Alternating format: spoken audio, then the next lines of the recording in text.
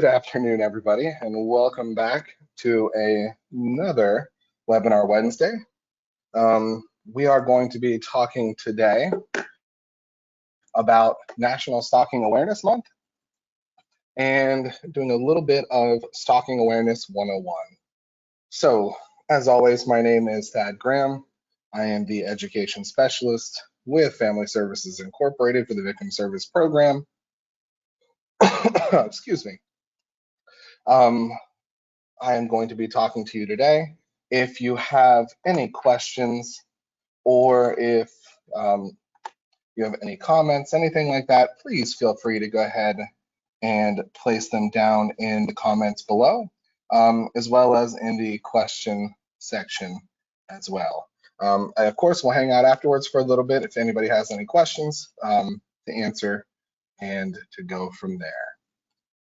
So if there's nothing else, let's go ahead and get started.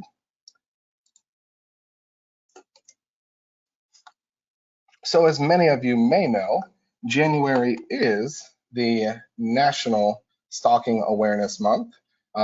This is actually pulled directly from our FSI Victim Services Facebook page. As you see, our Victim Services helpline is there. And like I said, January, not only is it Human Trafficking Awareness Month, it is also National Stalking Awareness Month. It seems that stalking lately has been kind of taking a back burner to human trafficking with many organizations, but we want to make sure we take a minute and recognize it, give it the attention it needs, as stalking is a very serious crime, and it is something that we should not take lightly.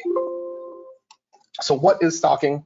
As defined by the Department of Justice, stalking is a pattern of repeated and unwanted attention, harassment, contact, or any other course of conduct directed at a specific person that would cause a reasonable person to feel fear. As with everything we usually talk about, specifically lately with human trafficking, domestic violence, etc., stalking is about power and control.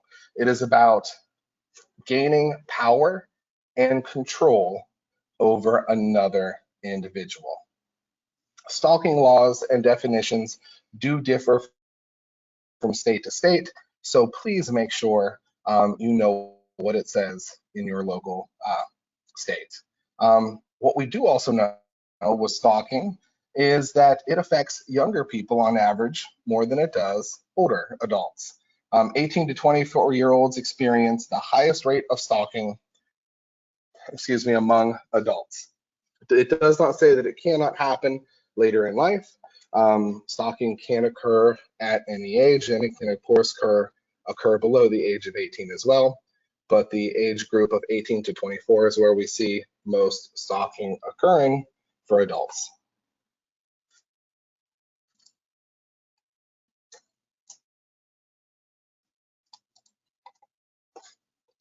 We also know that it is common, more common than we want to talk about, specifically for women.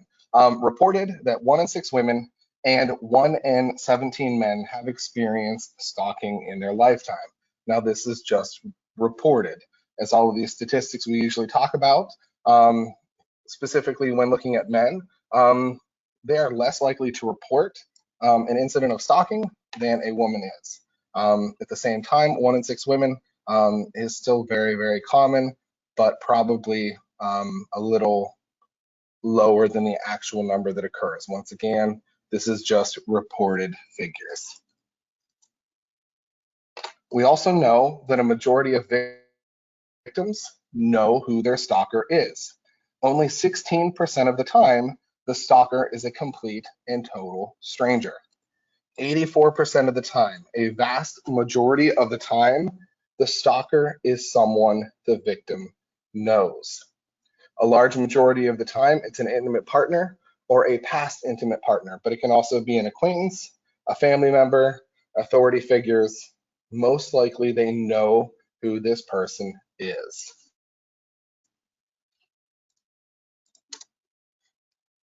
Also, an interesting statistic that I threw in there, American Indians and Alaskan Native women are more likely to report experiencing stalking than women of other racial or ethnic backgrounds.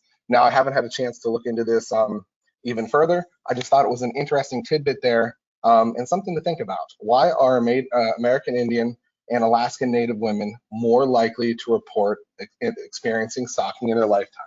It's an interesting statistic that stands out, just something that I think we should all think about.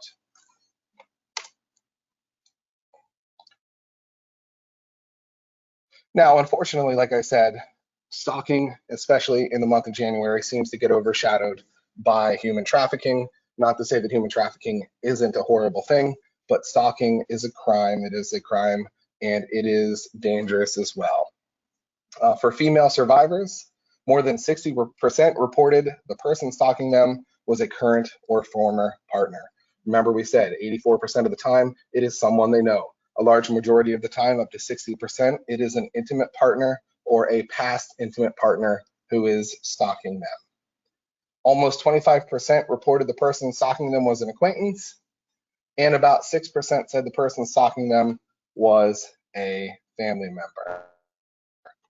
Remember, it is most likely someone they know. For male survivors, 44% reported the person stalking them was a current or former partner. Almost 32% reported the person stalking them was an acquaintance. About 10% reported the person stalking them was a family member. 88% of female stalking survivors reported that the person stalking them was male. 48% of male stalking survivors reported that the person stalking them was a male as well. And almost 45% of male stalking survivors reported that the person stalking them was female. Anybody can commit this crime. It just takes someone who wants to gain power and control or maintain that power and control over another individual. What else do we know? We also know that on average, intimate partner stalkers are the most dangerous stalkers. Unfortunately, the most common type of stalker is also the most dangerous. Nearly 1 in 3 women are stalked by an intimate partner and were also sexually assaulted by that partner. Also, about 1 in 3 stalkers are physically violent to their victims. It is not just about that power and control by stalking them, by following them, by manipulating them in that aspect. It can also turn physical, whether it is in physical violence or as well as sexual assault. So what does stalking look like? Stalking behaviors can take many forms, especially now with the multitude of different platforms of internet that we have. But it can include many forms, including making threats against someone or that person's family or friends. Non-consensual communication, such as repeated phone calls, emails, text messages, and unwanted gifts.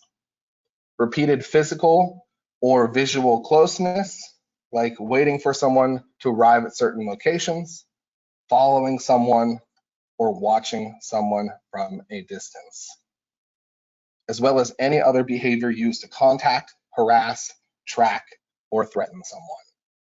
Often property crimes are a part of a stalker's pattern of behavior, and you'll see them physically harming the property of the person they are stalking. Unwanted gifts, we talked about a little bit ago. Those could be good and could be bad. It is not uncommon for a stalker to leave an unwanted gift that is unpleasurable or meant to provoke fear. It's not just leaving something that is good. There have been cases where people have left dead animals for the victim. Other gifts as well as things that could be harmful, chemicals, drugs, weapons, etc.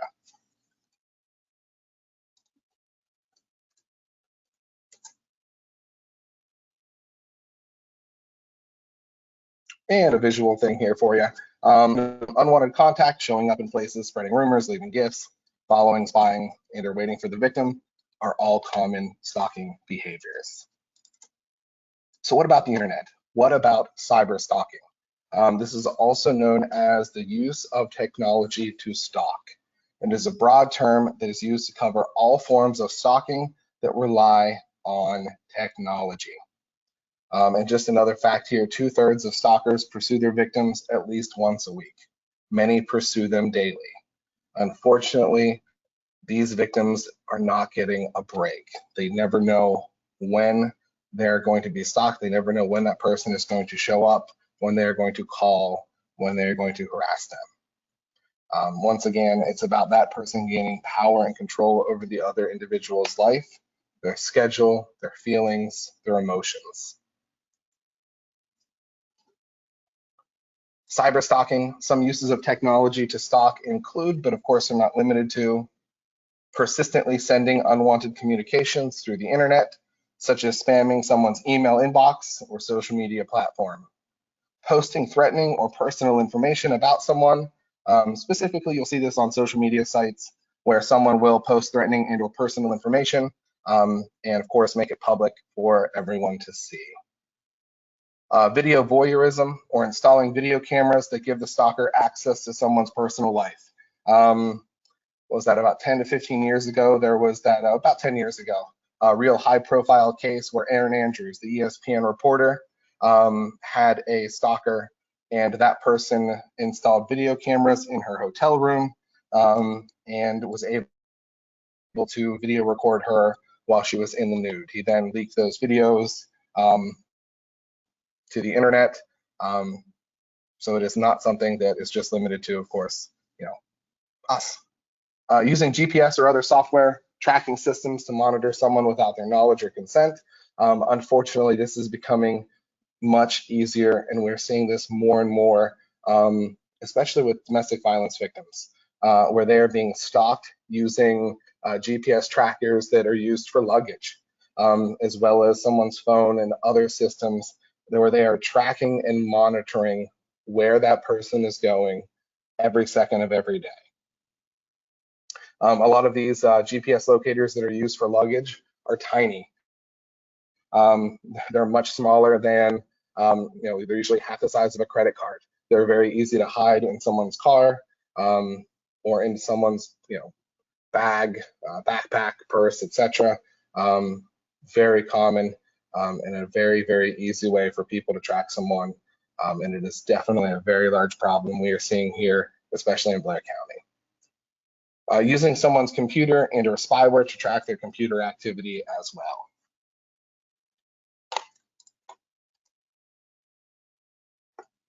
So what are the effects of stalking? What is the victim experiencing? How is this going to affect the victim?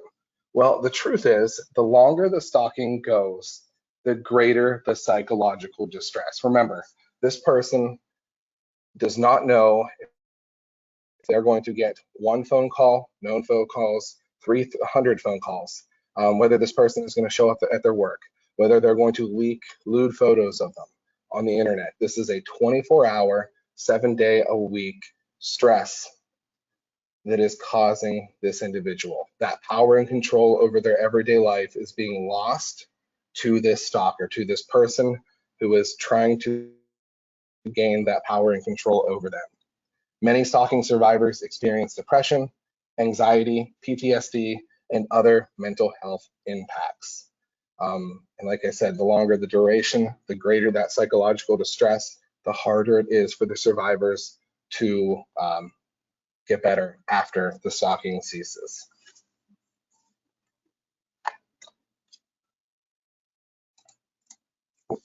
There we go. Okay.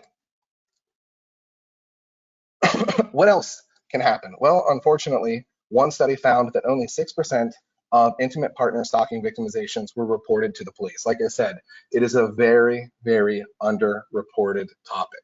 1 in 6 and 1 in 17 is only what is being reported. And right now, that is only 6% of the stalking cases.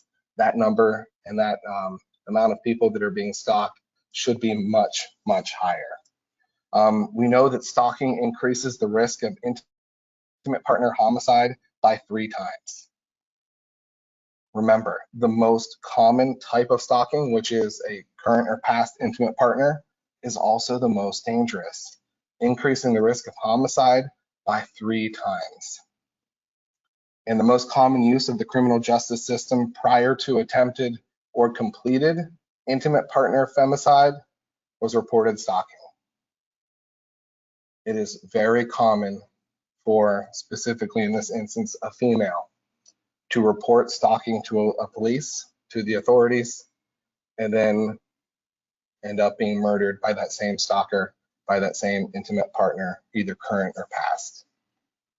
It is a very, very serious issue that we definitely need to take more serious, whether that is in adults or in teens. One of my good friends and coworkers was at our teen center, and she was talking to students about stalking and was talking about how one of the girls thought it was cute. You know, he knows all this information about me. A few years down the line, maybe we'll date. He already knows all this stuff about us. Unfortunately, even our youth, and especially our adults, do not take stalking for the serious crime that it truly is and the outcomes that it can have. It can lead to someone's death. It can also, unfortunately, lead to some serious mental health issues that will persist for this person and with this person for the rest of their lives. We need to take this issue more seriously. It is a crime. We need to make it to where victims feel safe to report and that something is done to help them feel safer. Of course, our victim assistance program, our helpline, the local and 1-800 number for you. Of course, we have the texting option for the FSI Victim Services Helpline, 814-944-3585. If you or someone you know is a victim of stalking, yes, you should reach out to the police. But if you do not feel comfortable, if you do not feel safe reaching out to the police, of course, you can call us, you can text us 24 hours a day, 7 days a week, 814-944-3585. That will give you instant access to an advocate 24 hours a day, 7 days a week. It doesn't matter if it's Christmas morning or 3 p.m. on a Friday. You are going to get a live person who is there to help you with your problem. If you're a victim of stalking, a victim of domestic violence, please reach out and let us help you. Let us see what we can do to help. Also, something new that I would love to share, you will find Family Services, the Victim Services Program, now on Instagram. Of course, we are on Facebook, and we now have an Instagram page. Please, if you haven't, please follow us on Instagram as well. All of that information can be found in the resources tab, as well as on our Facebook. In fact, that's where this post was pulled from. Also, some more exciting news. The Family Services Incorporated YouTube page is beautiful. It is up and running, and there is content that is on it for you to view. So if you are unable to attend one of our webinars, you of course will be able to find them at our Go to Stage under our FSI Victim Services Program. But soon you will also be able to find all of these wonderful programs from myself and the other wonderful staff at Family Services on our YouTube page as well. I put the links right here so you didn't even have to go looking for them. Of course, you can learn at your own pace. And if you ever have any questions about any material that has gone over, please feel free to reach out to us. Our contact information, our Facebook page as well, like always, for FSI, for the Victim Services Program, as well as the RK Agrawal MD and Family Teen Center and Shelter. If you have any questions, I will happily hang out in the comment section for a little bit. Of course, the resources. I want to thank you very much for your time. I did not run over today. It is exactly 12:30. Thank you very much for your attention. I hope you have a wonderful day, and thank you again.